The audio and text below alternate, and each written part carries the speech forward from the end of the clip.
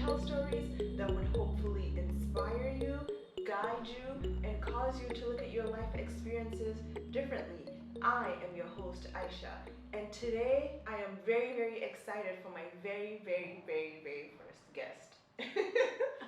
My sister, Hafsat. I am so proud of the woman that she has become. I have watched her grow and become someone that is inspiring to me. You know, she has gone through trials and tribulations and she continues to push through. So, Hafsat, are you excited to be here? Yes. Oh my gosh. Oh my god. You already. Okay. Yes. Thank you for having me. You can't even contain yourself. No. Well, okay. So I am so glad that you're here. One, because you get to tell people about courage. Because it takes courage to constantly get up and do what you do. You work. You have a business. You have an 8 hour. You go to school, and you have an 8 hour job. Yeah. It's a lot, and you're putting yourself out there, which is something that's very weird for both of us because we are very quiet people. Like we just like to, mind our business, live our lives. But now we're all just putting our lives out there. Yeah. You know, how'd you feel? Well, like you said, it's a lot, but in a good way, right? Because I feel like right now you have to live life, you have to be proud, you have to live proudly and outwardly. And if you have dreams and goals that you want to achieve, sometimes these are the steps that you have to take in order to make that happen. And I think nothing in life is permanent. Every situation is temporary. And so sometimes you can make an excuse for yourself and say, oh my God, I'm not going to have time. I'm going to be like so stressed out. But that stress is only going to be for a short period of time. I can tell you, like, when I first started with the business and everything, it was way more stressful than it is now. Or rather, actually, I'll say like it's a different type of stress. So you're never going to be in the same kind of stress, for a long time. And there's beauty in that stress also, because when you come out on the other side, you feel so happy and proud, and I can't even explain the feeling that you feel when you are on the other side. And so, like you were saying, I'm going to school. Uh, I'm also going to work every day, and I'm also trying to run a business, and also now trying to run a separate business as well. So like it's like so much going on, but it's very rewarding. Yeah, I mean, I think we are both at that point in our lives where we understand that we have to add value to society, regardless of what type of value. No, value is value. Value added is value added. So regardless of where that value is being added, it just has to be added. And I think I was talking to someone the other day, and I was like, do you realize that we are now the people we look up to when we were young? When you look up to the people like the ambassadors, like the people at the UN, we are now those people. So we have to now choose our paths carefully. So what do you think about that? That now you are at the stage where you have to start taking responsibility for who you are in the world. Yes. I think, there's a book called The Power of One.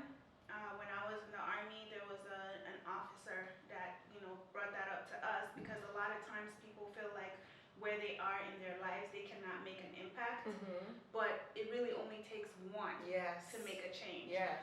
Whether it's small or big, you know what I'm saying? It could be just within your circle, you make a difference to the people that are within your circle, or the people that you interact with on a daily basis, in your work, in your business, in your school, in your group, your friend group, whatever. And so we all have that responsibility, because it's easy to sit back and complain about what other people are doing. You sit on your phones and you scroll, and it's easy to criticize other people. But what are you doing today to make a difference in the future, in your life, in your friend's life, and in every life, and everyone that you come in contact with? So it all starts with us. We make that choice, and it doesn't have to be something where you put your face out there. It could be so little. You walking down the street and you see someone needs help and you help them. That's an impact right there that you just made.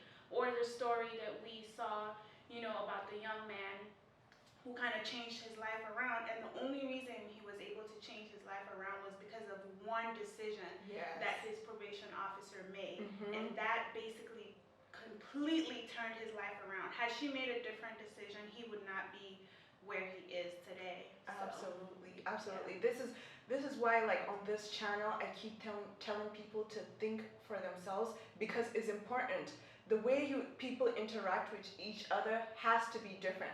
The way I interact with you has to be different, because I know your history, or and the way I interact with a stranger has to be different, because I don't know what their history is like. And it's the same thing that probation officer did to this kid. Okay, so let me give you the backstory of this guy that she's referring to. So there's this boy that got burnt because he was taking a shower at home, and his mother didn't know, like, okay, you can't just rip the clothes off, because the clothes are attached to his body. But when she went to help her son, she ripped the whole, and his skin came off out of his body. So now that became like a target point for kids to start criticizing him and ridiculing him. So he became a bully, and eventually he joined gangs, and that just changed the trajectory of his life. His mother didn't want him there. He didn't have a place to stay, so he joined gangs. He joined the first thing that would accept him, and the only reason he was able to change his life was because of that one probation officer that believed in him. Now think about it. If that one probation officer was not conscious enough to know that there were life challenges that happened to him along the way that caused him to be who he is, and happened to be at the custody of the court, he would have just continued to do what he was doing, or end up in jail, And that's why the same thing you said about people just changing lives from where they are. Like where you are, you could just, if you see someone that's hungry, offer to give them food. Kindness goes a long way. If you have the ability. Do what you can within your means. Yes. Yeah. But kindness goes a long way. Like someone just did something kind for you, and your body was shaking, like you had an out-of-body experience. And you thought about replicating it onto the future. Yeah, and I'm glad you brought that up, because like she was saying, I don't know, should I even say, well, anyway, with my business, there are a lot of, challenges. Every day is not going to be the same. And so whenever someone takes the time out to actually do something for you that's going to benefit you and not even them, like, it even makes me like teary-eyed, because it's just like, you don't even have to do it. You are so busy carrying on with your life, you have a whole family, but you took the time out to help me out. A stranger, you don't even know me. And so that was huge for me. And the consequence of that, or the way that that's gonna multiply, and it was like an example for me, because I'm like, wow, because when she did that for me, I was like, now I feel compelled to carry that on, to do it for other people. It doesn't have to be in the same way, but just to be kind to people, just to be understanding. She could have easily been like, I'm too busy, or you figure it out, we're all trying to figure it out. But no, like, she did that for me, and so I feel compelled to do that. And that's when we talk about how you carrying on with your life and what you do for other people can truly, truly make an impact, because if you do something kind to someone, they may have the same reaction that I did, feeling like, okay, now I have to carry that on and help someone else. So, kindness definitely goes a long way. I know what it does for me in my life, because I've watched things that people go through. Like, I've seen videos of homeless people. What am I even talking about? I have an example of that.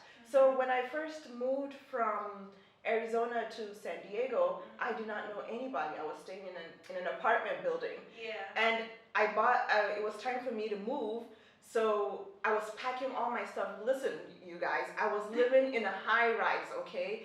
And I had to move all by myself. I could have paid someone to move, but I didn't want to, because I was living in a little studio. I knew it was temporary. And you guys, I had to carry my mattress by myself in a high-rise building where there were a lot of people with money, and nobody offered to help me. I carried my mattress all the way from the 5th floor into the car. Actually, I didn't put it into the car, but a homeless guy kept watching me going up and down, up and down. And he offered. You're about to cry? I'm about to cry because I texted him again after that, like 2 months after that, and I don't know where he is. Okay. Take a moment, because over here, like, Anyway, so he offered. I couldn't let him into the building because it's one of those buildings where you need a fob to get in, and all I did was I brought my stuff down, and he helped me load the U-Haul. And after that, and I left San Diego after that because we had to go. Where did we travel? Yeah, we traveled. But then when I came back, I was going to offer him one of my bedrooms, like for him to be able to be stable, to find something that he was gonna do. If I was gonna help him, I could help him, like guide him and tell him this is. But then I texted the number when I got back, and I don't know where he is. Yeah. It's a real story. You can never do it alone. Never. You can't do it alone. There is nothing that you can do. You can't go through life by yourself. Even doing what I do, the only reason I'm able to do it is because I have you. Yeah. I have my dad, I have my mother, my brother who support me no matter what. And even though we don't all live in the same city, and so sometimes I don't get help, but just like you were saying, people only see the end product, but they never see what you do to get there. I have, pictures because, with my boutique and everything, I have pictures out there that you would never know. But like you were saying, sometimes the kindest people are the people that are without, And I remember this day I needed to get pictures, and someone who, he could have been homeless because it was very early in the morning, like 5 a.m. Yep. And he literally followed me around. He did all my pictures. He watched my car. At some point, he started even carrying the equipment around. And I just was like, oh my God, I couldn't believe it. It was a blessing. And in turn, I knew I had to do something for him as well. And so sometimes you don't just want to receive, you want to also give as well. Because I think it's more rewarding. You feel better when you give than when you receive. At least for me. What do you think? Yeah. I think it's very, very hard for me to receive. So when I receive, it's huge because usually when I receive is usually I feel like those people were placed there specifically to help me to receive this blessing. Anyway, but I know I mean we've all gone through stages in our lives. Like you went through stages of doubt, right? You were doubting, okay, can I do this? And I keep telling you, and I keep pushing, and I'm like, what are you talking about? There are people that have done this. That you told me this morning that Elon Musk has a disability, and look at where he is today. So I'm like, you have nothing.